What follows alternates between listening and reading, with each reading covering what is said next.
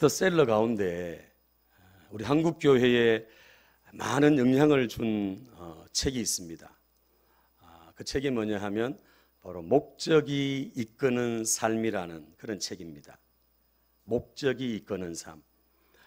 미국의 세들백 교회의 릭 워렌 목사님이 지은 책인데, 이 목사님이 교회를 개척하면서 또 분명한 가치관과 비전과 목적을 딱 세워가지고 그렇게 교회를 이렇게 개척하고 지금까지 왔는데, 얼마나 이 교회가 성장하고 또 세계에 정말 유례 없는 그런 부흥의 역사를 일으킨 교회였고, 또 한국 교회에도 많은 영향력을 미쳤습니다. 그래서 한동안 이 교회에서 이 목적이 이끄는 삶이라는 그런 주제를 가지고 40일 동안 특별 새벽 기도를 하고 40일 동안 이 말씀을 공부하면서 그렇게 나아갔던 그런 책이 바로 이 목적이 이끄는 삶이라는 책입니다. 모든 물건에는 그 만든 목적이 있잖아요. 그렇죠? 이 마이크도, 이 마이크의 목적은 뭐예요? 소리를 증폭시켜가지고 많은 사람, 대중에게 들려주는 거죠. 근데 이 마이크가 이게 소리가 나지 않고, 그죠? 고장이 나면 이건 그냥 폐기 처분해버리는 거죠. 모든 물건이 그렇습니다. 시계는 시계대로, 이 컵은 이 컵대로 모든 물건에 만든 목적이 있다는 거죠. 마찬가지로 여러분, 천하보다 귀한 생명, 하나님의 형상으로 만든 저와 여러분들, 이 사람, 여러분 이 사람을 하나님께서 만드신 목적이 없겠습니까? 분명한 목적이 있고 하나님의 계획이 있다는 거예요. 제가 지난주에 어떤 분 만나서 전도하는데 자기가 왜 태어났는지 모르겠대요. 자기가 왜 이 세상에 태어나가지고 내가 이렇게 불행한 인생을 살아가는지 모르겠다 그래요. 아니라 그랬죠. 분명히 선생님, 이 땅에 하나님께서 보내신 목적이 있습니다. 분명히 나중에 시간이 되면 알게 될 겁니다. 꼭 예수님 믿고 또 그 목적을 따라서 또 행복한 삶을 살아가십시오 하면서 제가 권면을 했습니다. 여러분, 누구도 이 세상에 우연히 태어난 사람은 없습니다. 부모의 실수로 태어난 사람 아무도 없다는 거죠. 하나님의 분명한 목적을 가지고 하나님의 계획을 가지고 오늘 저와 여러분들이 이 땅을 살아가고 있습니다. 그래서 이 릭 워렌 목사님이 이 사람, 우리의 목적이 있다는 거죠. 하나님이 교회를 세우신 목적도 있다는 거죠. 그러면서 5가지를 얘기하는데 우리 한번 보겠습니다. 첫 번째, 같이 볼까요? 시작. 네, 하나님의 기쁨을 위해서 계획되었다는 거예요. 우연히 어쩌다가 이 땅에 태어난 게 아니라 하나님의 분명한 계획이 있다는 거죠. 하나님의 기쁨을 위해서 우리를 계획했다는 겁니다. 그래서 우리가 하나님 앞에 예배드리고 찬송 부르고 하나님께 영광을 돌린 거 아니겠습니까? 두 번째, 시작. 우리는 하나님의 가족으로 태어났다. 아멘. 우리는 예수 가족이잖아요. 예수 가족. 예수 믿음으로 우리가 한 형제 자매가 되었어요. 가족이 되었어요. 그래서 우리가 성도끼리 교제하는 거죠. 이게 하나의 목적이라는 겁니다. 또 세 번째, 시작. 우리는 그리스도를 닮도록 창조되었다. 아멘. 누구를 닮아요? 그리스도. 예수님을 닮아가야 됩니다. 예수님을 믿으면 믿을수록, 신앙생활을 하면 할수록 우리가 예수님을 닮아가는 거, 제자로서의 걸어가는 거, 그게 바로 우리의 목적이라는 거죠. 네 번째, 시작. 우리는 하나님을 섬기기 위해 지금의 모습으로 지음받았다. 아멘. 하나님을 섬기기 위해서 지금에 있는 모습 그대로 우리가 지음받았다는 거죠. 그래서 우리가 주어진 일들, 우리가 늘 고백하잖아요. 아브라함을 부르시고 함께 하시고, 아브라함을 통해서 일하시는 하나님이 나를 부르시고 나와 함께 하시고 나를 통해서 일하신다는 거예요. 아멘입니까? 여러분들 통해서 하나님을 일하시기 위해서 저와 여러분들을 이 땅에 보내셨다는 겁니다. 마지막 5번째, 시작. 우리는 시험을 받았다. 아멘. 하나님이 각자에게 사명을 주셔. 사명. 그죠? 누구에게나 다 주셔서 다. 손 목사에게만 준 거 아니고, 그죠? 여러분들 모두에게 다 하나님이 사명을 주셨는데, 그 사명이 뭐냐 하면 내가 먼저 예수 믿고 구원받고, 그리고 이 복음을, 이 기쁜 소식, 이 복음을 아직도 모르는 사람들에게 전하는, 전도하는 이 사명이 오늘 우리에게 있다는 거죠. 우리 교회가 선교하는 이유도 바로 그거 아니겠습니까? 왜? 아무도 연고가 없는 다른 나라에, 그죠? 모든 게 다른데 그 나라에 우리가 돈을 보내고 왜 기도합니까? 하나님의 명령이고 하나님이 우리에게 주신 사명이기 때문에 우리가 선교하고 또 그 나라를 위해서 기도하고 나아가는다는 사실입니다. 여러분, 이렇게 모든 목적을 가지고 하나님께서 오늘 저와 여러분들을 오늘 이 땅에 있게 하셨고 오늘 우리 선진교회에 함께 예수가족 공동체로 만나게 하셨습니다. 사랑하는 여러분, 여러분들이 살아가는데 삶의 기준이 뭡니까? 삶의 기준. 여러분들이 신앙생활 하는데 그 신앙의 기준이 뭡니까? 기준. 우리 기독인들은 신앙의 기준과 삶의 기준이 같아야 됩니다. 제가 조금 전에 목적이라고 얘기했는데 이 기준, 우리가 왜 사는지, 내가 뭘 위해 사는지, 내가 어떤 일을 결정하고 선택하는데 어떤 기준을 가지고 선택하는지, 또 무슨 일에 내가 집중하는지, 왜 집중하는지, 그 기준이 뭐냐는 거지. 기준. 이건 우리의 삶의 기준과 우리의 신앙의 기준이 같아야 된다는 거죠. 신앙과 삶의 기준이 다르면 곤란해집니다. 단순히 그냥 우리가 믿는다, 신앙이다 이렇게 얘기하지 않고 이 믿음과 신앙에는 반드시 뒤에 따라붙는 단어가 있어요. 뭐가 따라붙습니까? 믿음, 생활이다. 그렇죠? 신앙, 생활이다. 생활, 신앙이다 이렇게 얘기합니다. 그냥 믿는다는 건 말로만 믿는 게 아니라는 거죠. 내가 하나님을 믿고 예수를 믿고 구원받고 하나님의 자녀가 되었다면 우리가 매일매일 살면서 하나님을 향한 그 목적을 가지고 하나님이 나를 향하신 그 목적, 그걸 부르심, 거기에 우리가 순종하면서 그것을 쫓아서 나아가야 된다는 거죠. 그래서 우리가 신앙생활이고 믿음 생활이라는 거.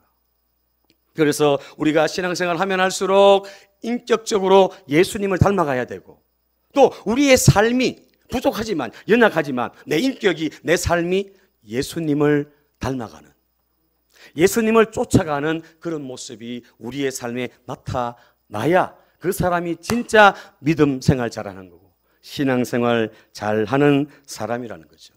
한번 따라합니다. 신앙은 인격 속에 녹아야 한다.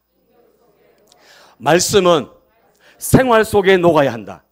그렇습니다. 우리의 신앙과 우리의 믿음은 인격 속에 녹아야 되고 생활 속에 다 녹아져야 돼요. 그래서 신앙 속에 하나님의 살아계심이 다 나타나야 되고 우리의 삶 가운데 믿음이 증명되어지는 그런 열매가 나타나는 그런 삶이 바로 온전한 신앙생활, 온전한 믿음 생활이라는 거죠. 여러분, 신앙생활 오래 하면 오래 할수록 누구를 닮아가야 됩니까? 예? 예수님 닮아가야 되죠. 지난주에 조영기 목사님이 소천하셨습니다. 그죠?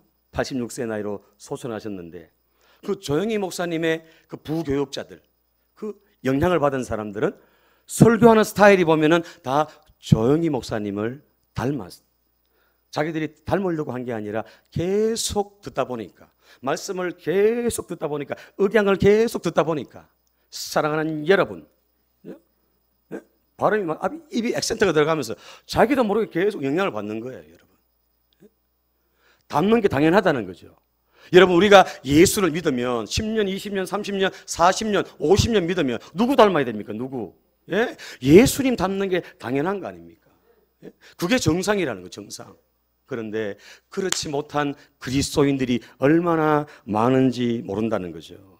직분도 있고 예수도 오래 믿었는데 고집은 더 세고 더 비판적이고 더 욕심은 많고 자기중심적으로 이기적으로 남은 생각하지 않고 항상 자기중심, 모든 게 자기 뜻에 맞아야 되고 자기 생각에 맞아야 되고 이건 잘못된 거 아니겠습니까, 여러분? 하나님의 기준이 맞아야 되고 하나님의 뜻에 맞는 그 신앙이 진짜 온전한 신앙이지. 바랍니다. 예수님 닮는 신앙이 진짜 신앙이다. 아멘. 그렇습니다. 예수님 닮아가요. 성품이나 우리의 인격이나 삶이 주님을 닮아가야 되는 거죠. 오늘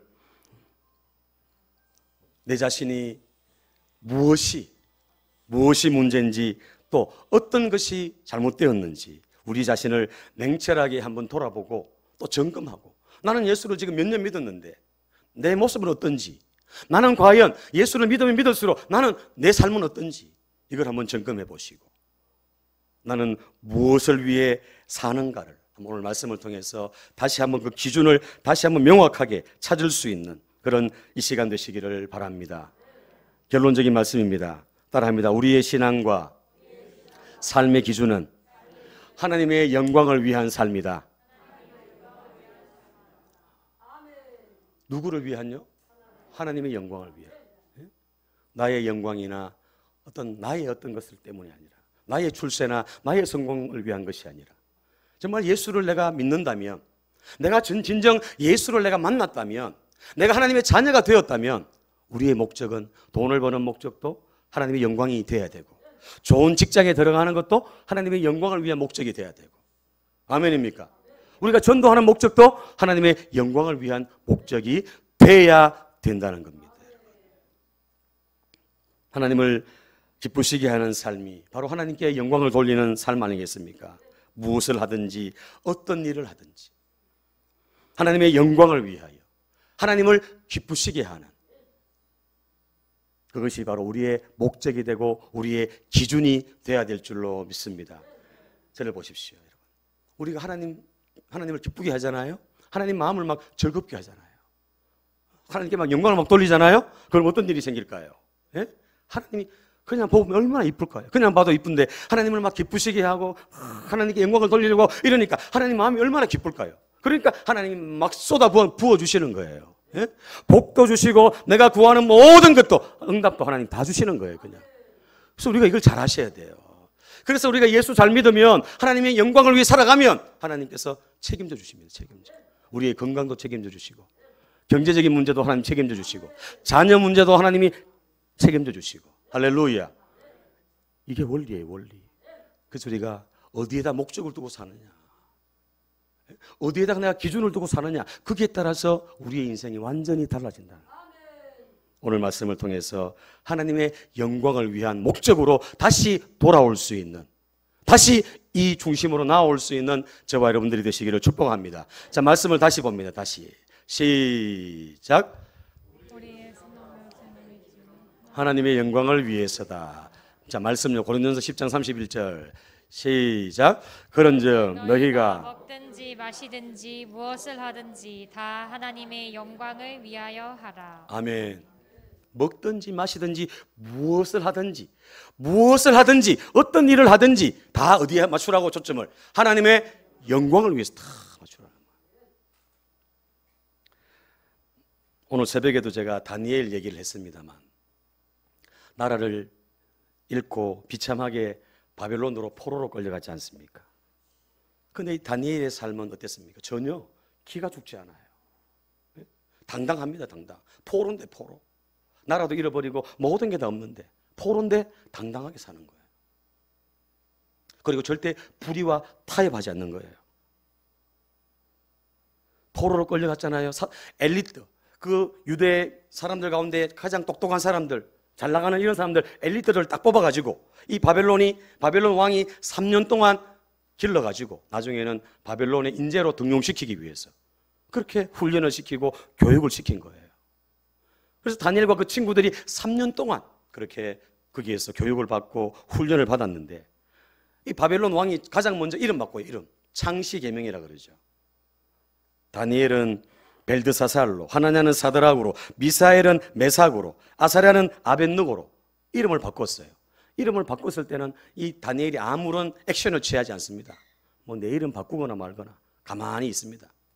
그런데 이 포로들이 3년 동안 왕이 내리는 음식을 먹어야 되는 거죠. 왕이 내리는 그 포도주를 먹어야 되는 거예요. 이게 의무적으로. 내가 먹기 싫다고 안 먹으면 안 되는 거예요. 의무적으로 먹어야 되는데 이 다니엘이 여기 이 문제만큼은 양보하지 않습니다. 어떻게 합니까? 뜻을 탁 정해. 뜻을 정했다는 말은 단순하게 그냥 내가 결심했다, 결단했다 이 말이 아니라 내가 목숨을 걸었다는 거예요. 목숨을. 왜 그랬을까요? 왜? 그 왕의 진미, 음식과 포도주가 뭡니까? 그건 바로 바벨론 그 신상, 바벨론 신, 우상을 숭배하기 위해 준비한 음식이기 때문에 우상을 섬겼던 음식이라는 것을 다니엘이 알았기 때문에 그 음식을 내가 먹지 않겠다.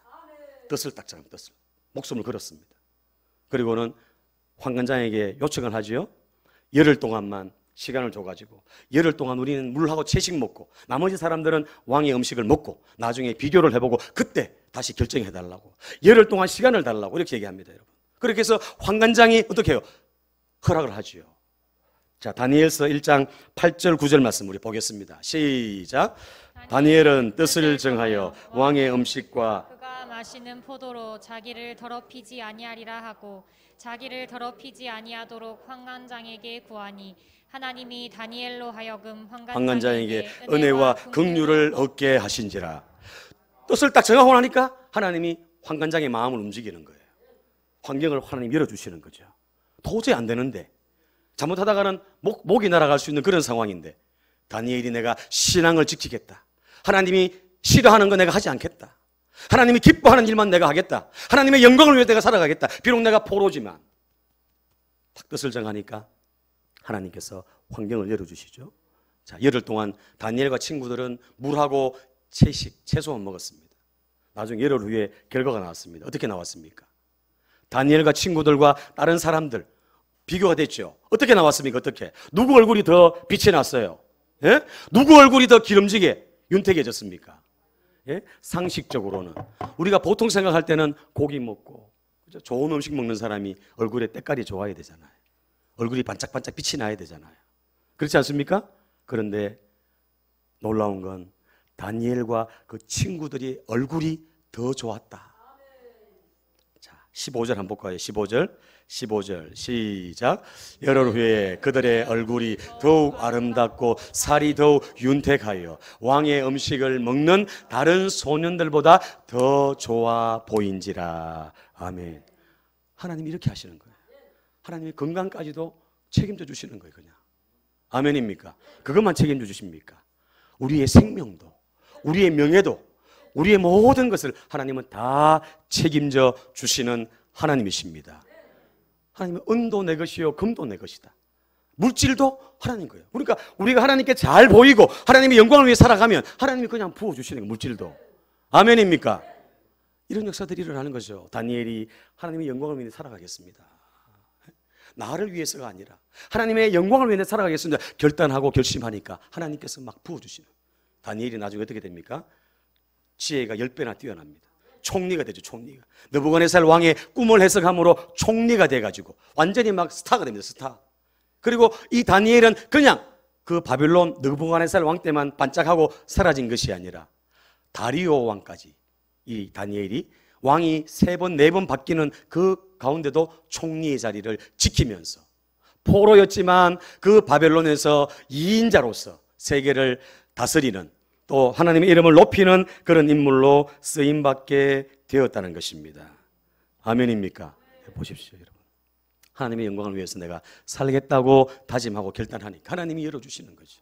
오늘 저와 여러분도 마찬가지입니다. 여러분들은 하나님 앞에 어떤 뜻을 정했습니까? 어떤 목표를 정했습니까? 분명하게 딱 기준을 딱 정하십시오. 내가 이 일을 통해서 오늘 말씀에는 먹든지 마시든지 무엇을 하든지 다 하나님의 영광을 위해서라. 하나님의 영광을 위해서 하면 하나님이 책임져 주신다는 거예요. 하나님이 더 형통하게 하시겠다는 거죠. 더 높은 자리로 하나님이 올려주시겠다는 겁니다. 하나님이 높이기도 하고 낮추기도 하고 부자도 만들 수도 있고 가난하게 만들, 모든 게 하나님 손에 달려있기 때문에 그렇습니다. 사랑하는 여러분, 하나님의 영광을 위해 살아갈 수 있기를 축복합니다. 다윗도 보죠. 다윗이 얼마나 비천한 목동입니까? 목동. 아버지도 알아주지 않았어요.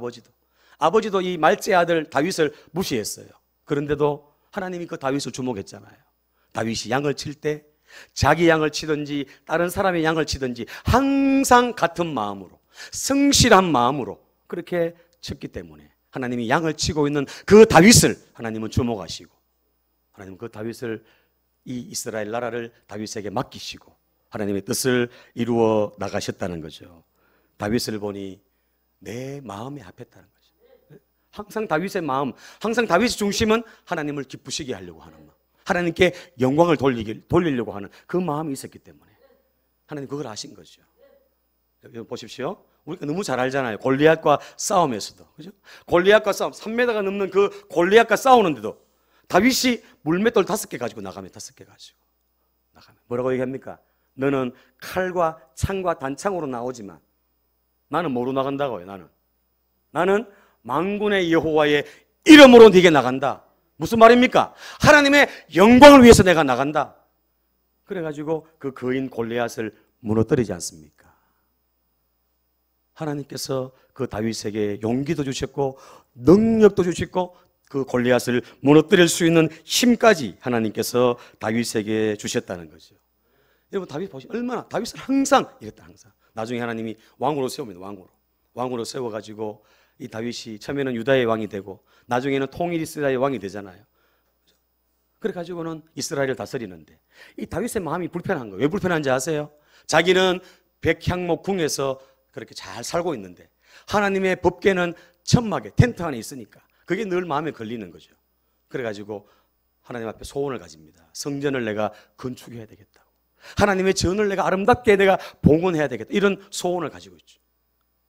하나님이 선지자를 통해서 안 된다, 피를 많이 흘렸기 때문에 너는 안 된다. 그러나 네 아들 때 내가 짓게 하겠다 그러죠. 그리고는 어떡합니까? 다윗과 언약을 쓴 거냐. 하나님이 그 다윗의 마음을 받으셨다는 거죠. 다윗이 하나님을 사랑하고 하나님을 기쁘시게 하려고 하고 하나님께 영광 돌리려고 하는 그 마음을 하나님 받으신 거죠. 그래가지고는 언약을 세우셨어요. 그게 다윗 언약인데 사무엘하 7장에 나오잖아요. 사무엘하 7장에 어떤 언약입니까? 내가 너와 함께하고 모든 원수를 멸해주고 네 이름을 위대하게 만들어주겠다, 번영시켜주겠다는 거죠. 그 다음에는 모든 원수에게서 벗어나 편히 쉬게 해주겠다, 네 나라에 평안을 주겠다. 그 다음에는요, 나라를 견고하게 하겠다. 그 다음 네 아들이 성전을 건축할 것이다. 그리고 네 아들이 잘못해도 사울처럼 네 왕위는 빼앗기지 않겠다. 보십시오. 그래서 나중에 르호보암 때 나라가 북이스라엘과 남유다 나눠지잖아요. 북이스라엘은 왕이 계속 바뀌어요. 계속 많은 왕조들이 탄생합니다. 그러나 남유다는 이 약속 때문에 네 아들이 네 후손이 잘못해도 우상을 섬기고 노를 격발해도 나라는 내가 빼앗기지 않겠다, 왕위는 내가 빼앗지 않겠다. 이래가지고 왕위가 계속 갑니다. 계속. 할렐루야. 무엇 때문에요? 다윗과 세운 그 약속 때문에. 그리고 마지막에 보십시오. 사무엘상 7장 16절 같이 읽습니다. 시작. 네 집과 네 나라가 내 앞에서 영원히 보존되고 네 왕위가 영원히 견고하리라. 아멘. 영원히 견고해지고 영원히 보존된다. 이 말이 뭐겠습니까? 장차 네 후손을 통해서 누가 오시겠다? 메시아가 오시겠다. 할렐루야. 이런 약속까지 하나님께 받았습니다. 얼마나 하나님 마음이 기쁘셨으면, 얼마나 하나님 마음이 흐뭇했으면 그렇게 다윗의 그 중심을 받으시고 다윗과 약속을 했어. 다윗 때문에 그 이스라엘 민족이 복을 받는 그런 역사가 일어났다는 겁니다. 사랑하는 여러분, 이렇게 하나님을 기쁘시게 하면, 하나님 마음을 시원하게 해드리면 하나님께서 우리의 모든 삶을 하나님이 책임지시고 열어주시고 축복해 주실 줄로 믿습니다. 여러분, 신약의 위대한 사도 바울, 우리가 너무너무 잘 알고 있지 않습니까? 예수님 만나고 일평생 주와 복음을 위해서 달려간 그 사도 바울, 하나님의 영광을 위해서 목숨을 걸고 생명을 다해서 달려갔습니다. 이 사도 바울의 그 인생 가운데 하나님이 얼마나 많은 기적을 베푸시고 많은 교회들을 세우게 하고 복음이 그죠? 유럽에, 아시아에 그렇게 퍼져나가도록 이 사도 바울을 위대하게 사용하셨습니다. 오늘 이 사도 바울의 고백이 뭡니까? 로마서 14장 7절 말씀 우리 같이 읽습니다. 시작. 우리 중에 누구든지 자기를 위하여 사는 자가 없고 자기를 위하여 죽는 자도 없도다. 우리가 살아도 주를 위하여 살고 죽어도 주를 위하여 죽나니 그러므로 사나 죽으나 우리가 주의 것이로다. 아멘. 사나 죽으나 주의 것이라는 거죠. 주님의 손에 달려있다는 거죠. 하나님의 주권, 모든 것이, 열방의 성세도, 이 나라의 이 민족의 모든 문제도, 내 개인의 존영과 실패도 모든 게 하나님의 손에 달려있다는 걸 사도 바울은 고백하면서 하나님의 영광을 위해서 달려갔습니다. 하나님이 그 다윗이나 다니엘이나 사도 바울 그 인생 가운데 얼마나 많은 역사와 또 복을 베풀어 주셨습니까? 사랑하는 여러분, 하나님의 영광을 위해서 살아갈 수 있는, 무엇을 하든지 하나님의 영광을 위해서 살아가는 저와 여러분들 다 되시기를 축복합니다. 이제 좀 생활 속에 우리가 적용할 수 있는 부분을 제가 나누고 말씀을 마치려고 합니다. 자, 우리가 무슨 일을 결정할 때, 어떤 일을 다 결정할 때 분명한 기준을 딱 세워야 되는데 그 기준이 바로 하나님의 영광. 하나님이 기뻐하실까? 하나님이 싫어하실까? 내가 이 일을 하면은 하나님이 좋아하실까? 좋아하지 않을까? 여기에 우리가 다 포커스를 맞춰가지고 거기에 딱 초점 맞춰 보십시오. 그게 바로 하나님의 영광을 위한 우리의 목적이 됩니다. 목적. 그게 우리의 기준이 됩니다. 기준. 그래서 내가 어떤 일을 선택하고 결정할 때, 집중할 때 하나님의 영광을 먼저 생각하고 하나님을 기쁘시게 할까? 어떻게? 그 마음 가지고 해보십시오. 자, 예를 들어서 자, 결혼. 여러분, 결혼은 우리 결혼해야 될 우리 청년들이 좀 있어요, 그죠? 요즘 세상에 보세요. 세상에 보면은 매스컴이나 이런 걸 보면 어때요? 결혼을 막 이렇게 하라고 막 이렇게 막 부추깁니까? 아니면 결혼 안 해도 된다고 막 이렇게 좀 분위기를 만들어가는 것 같습니까? 예? 제가 보기에는 분위기가 그런 것 같아요. 결혼 좀 할 수 있으면 좀 천천히 해라. 젊을 때 좀 더 즐기고 자유롭게 있다가 그렇게 하든지 아니면 혼자 살아라. 이렇게 온 세상의 분위기나 매스컴이 그쪽 방향으로 가잖아요. 맞죠? 그러나 하나님은 뭐라 그래요? 하나님은 결혼 천천히 해라, 늦게 해라 그렇게 얘기합니까? 물론 그런 말씀은 없어요. 그러나 하나님 분명히 결혼을 해서 가정을 만들어라. 분명히 얘기하셨죠. 생육하고 번성해라. 제가 매스컴의 악영향이 뭔지 하면, 자, 예전에 오래됐습니다. 예전에 막 저기 뭡니까? 드라마에서 불륜, 정상적이지 않은 그런 만남, 이걸 갖다가 드라마에서 막 나왔어요. 그리고 난 후에 어떤 일이 생겼습니까? 그리고 난 후에 정상적인 가정들이 막 깨지는 가정이 얼마나 많은지 몰라요. 그리고 애인이 없는 사람이 없어요. 애인이 없는 사람이. 분위기가 그렇게 바뀌는 거예요. 얼마 전에 그 SBS 그 김모 작가가, 유명한 작가 있잖아요. 그 작가가 동성애를 갖다가 이렇게 막 이렇게 아주, 그죠? 아주 미화시켜가지고 동성애를 조장하는 그런 드라마를 방영했어요. 동성애에 대해서 어떻게 생각합니까? 젊은이들이. 어른들이야 몹쓸 짓이다, 안 된다 이렇게 얘기하지만 젊은이들은 그걸 그냥 그럴 수 있다, 뭐 그럴 수 있지 이렇게 생각하는 거예요. 젊은이들이. 그 왜 그렇습니까? 매스컴의 이런 악영향 좋지 않다는 거죠. 그렇죠? 하나님은 동성애 안 된다, 창조 질서를 무너뜨리는 거라는 거죠. 예? 결혼 안 하는 거, 이것도 하나님의 뜻이 아니라 하나님은 결혼하기를 원한다는 거죠. 제가 TV 프로를 보면서 여러분들, 우리 젊은 사람들은 알 거예요. 아마 뭐 너 혼자 산단가 나 혼자 산단가 있잖아요. 왜? 그죠? 아주 재미있어요. 오락 프로그램인데 그걸 보면 혼자 사는 사람 하루의 일상을 다 보여줍니다. 왜 보여줍니까? 왜? 혼자 살아도 아무 문제 없다는 거지. 그냥 즐겁게 살 수 있다는 거죠. 그러다 보니까 젊은 사람들이 그런 생각하는 거예요. 자기도 모르게. 그래, 결혼하면 막 괜히 구속되고 힘들고 고생하고 혼자 자유롭게 살지 뭐. 이렇게 해가지고 그런 드라마가, 그런 오락 프로그램이 이 사람들에게 인기가 많은 거죠. 여러분 분명히 기억하십시오. 하나님은 혼자 사는 거 원치 않습니다. 물론 독신주의가, 사도 바울과 같이 독신, 내가 하나님 앞에 완전히 복음을 위해서 그런 사람이 있어요. 그러나 보통 사람들은 다 가정을 만들어야 돼요. 아멘입니까? 결혼하는 것이 하나님의 뜻입니다. 하나님의 영광을 위해서 우리가 결혼해야 돼요. 그리고 자녀도 많이 낳아야 돼요. 자녀도. 제가 4명 낳았잖아요. 4명. 5명 낳고 싶었는데 4명만 낳았어요. 여러분. 예? 많이 낳아야 돼요. 많이. 예?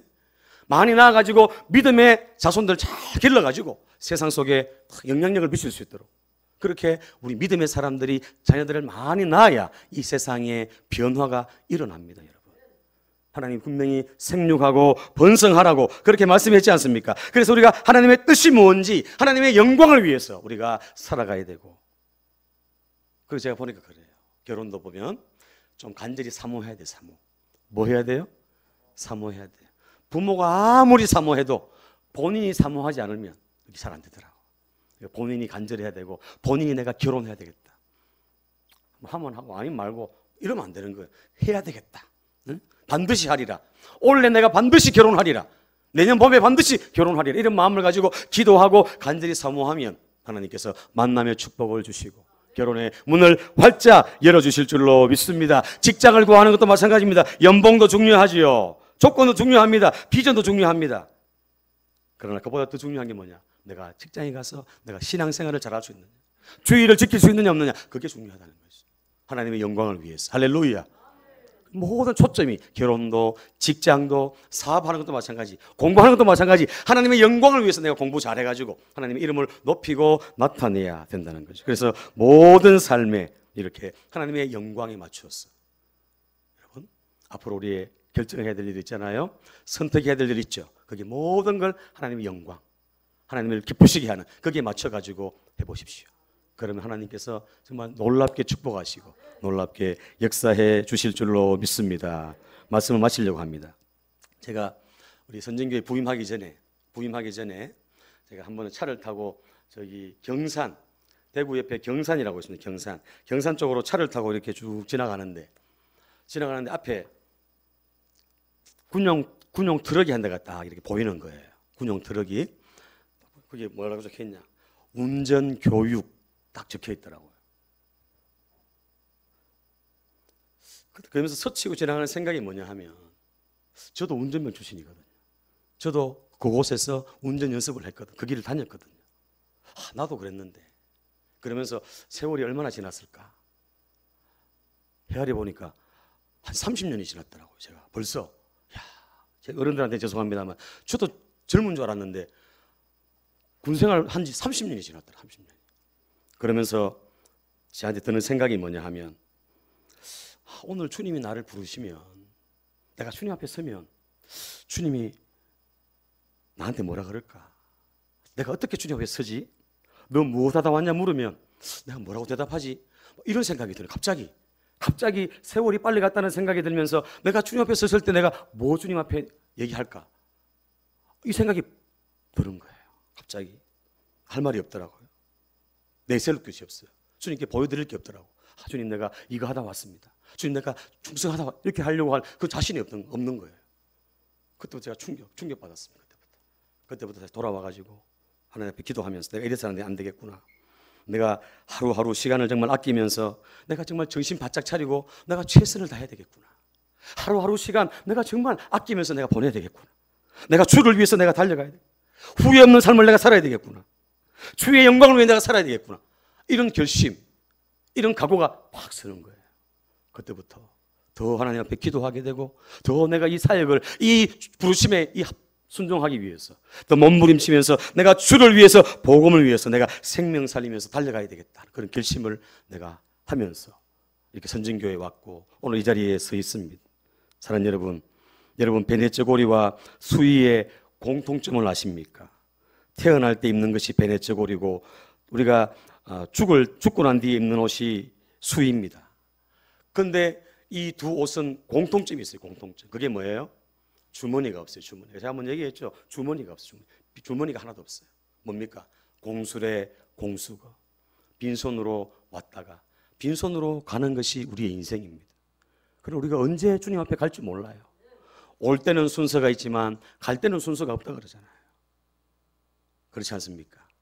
여러분, 오늘 이 말씀을 통해서 다시 한번 우리 자신을 한번 돌아보고 나는 오늘까지 내 인생을 어떻게 살아왔나? 물론 가족을 위해서 열심히 살고 또 나를 위해서 열심히 그렇게 살아왔어요. 정말 수고 많으셨어요. 그러나 여러분, 주를 위해서, 아니 복음을 위해서, 하나님의 영광을 위해서는 여러분들 어떤 삶을 얼마나 살면서 오늘까지 오셨습니까? 여기에 대해서 한번 여러분들 마음속에 생각하시면서 물음표를 탁 던지면서 하나님의 나라와 하나님의 복음을 위해서, 하나님의 정말 영광을 위해서 내가 남은 인생 살아가리라 이렇게 결단하고 나아가는 저와 여러분들 다 되시기를 예수님 이름으로 축복합니다. 마태복음 6장 33절 말씀에 먼저 그의 나라와 그의 의를 구하라. 그리하면 이 모든 것을 너희에게 더하시리라. 우리가 생각하고 우리가 바라는 모든 것 하나님이 더해 주시겠다고.